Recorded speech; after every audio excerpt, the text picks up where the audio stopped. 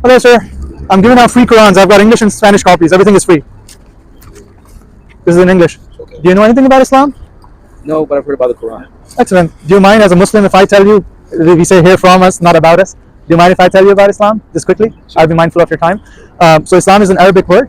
Comes from two roots, aslama and salama. Aslama means to Aslama means to submit. Salama means peace. So Islam means to gain peace by submitting your will to God. Okay. So Muslims believe that there is a God who created all of us, you, me, the heavens, earth, all the animals, the plants, everything was created. They didn't just randomly come to be. And we believe that when God created us, He gave us a purpose in life. He didn't just randomly leave us, rather He gave us guidance. That guidance, that one God sent through His messengers. So Muslims believe that Adam, Abraham, David, Moses, Jesus, Muhammad, peace be upon all of them, were messengers of God. All came with the same message, to worship one true God only, be good to God, be good to mankind. This life is a test. If we obey God in this life, in the afterlife after death, which is forever, we end up in heaven. And if we disobey God in this life, then we end up in hell. So the difference from other ideologies is the Muslims don't believe that Jesus was the Son of God or Jesus is God Himself. We don't worship Jesus, rather we worship the God of Jesus, who created Jesus, who sent Jesus.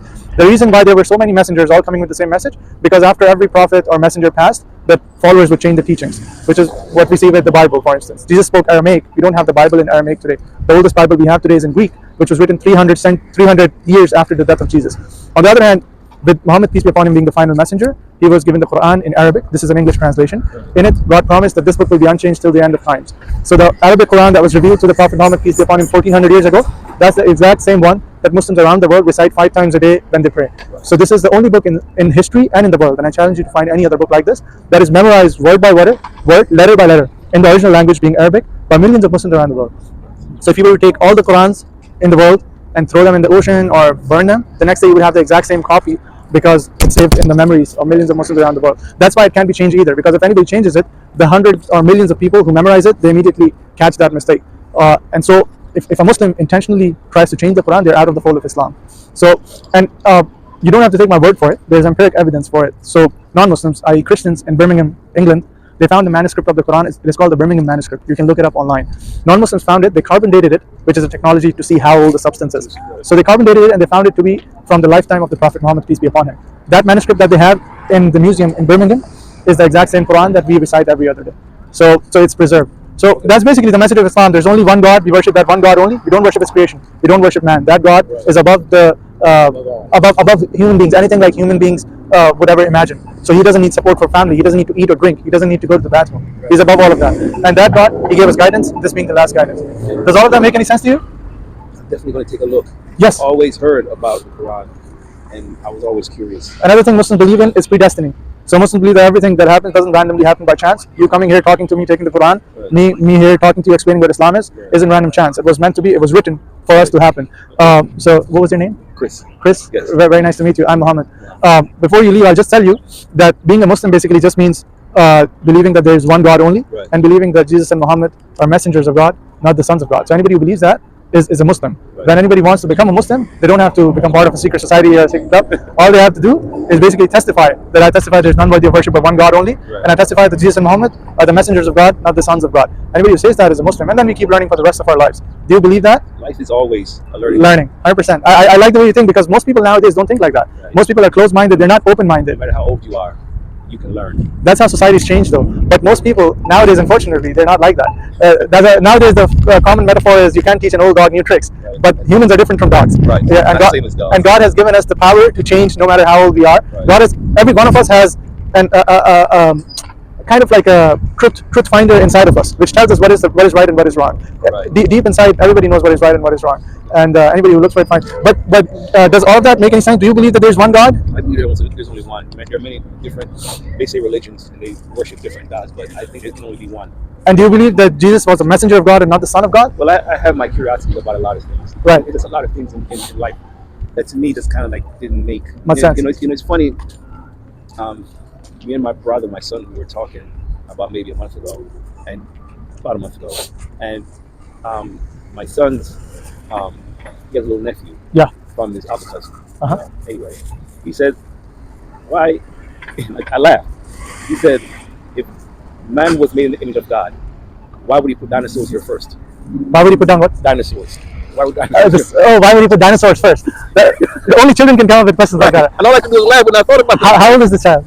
He's about 8. May God bless the child and may God guide him. You know, as Muslims, we believe that all children are born upon Islam. Islam is called the religion of fitra. Fitra is the innate nature. Right. So Muslims believe that all children are born Muslims. They all believe in one God only. Right. But as they grow up, people indoctrinate them into worshiping others besides that one God. So, somebody hating everything. Right. So for instance, if you ask, were you raised a Christian?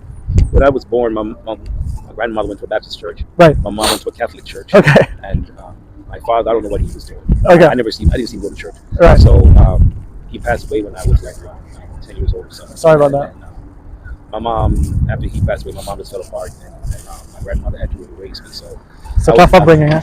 I was going to the Baptist church, for a while, and then after I got to about 18, I just wanted to play soccer. Great. Do you watch soccer as well? Yes. What's your favorite Salah team? is my favorite player, man. Mo Salah is my man. Right or done. Liverpool getting one today. Such a great match, by the way. Really saw it game. Yeah, I was watching it live. It was so nerve-wracking because Liverpool's season has been plagued by injuries, and Right. they were playing like half of the team was under the age of 20. But it was a great game.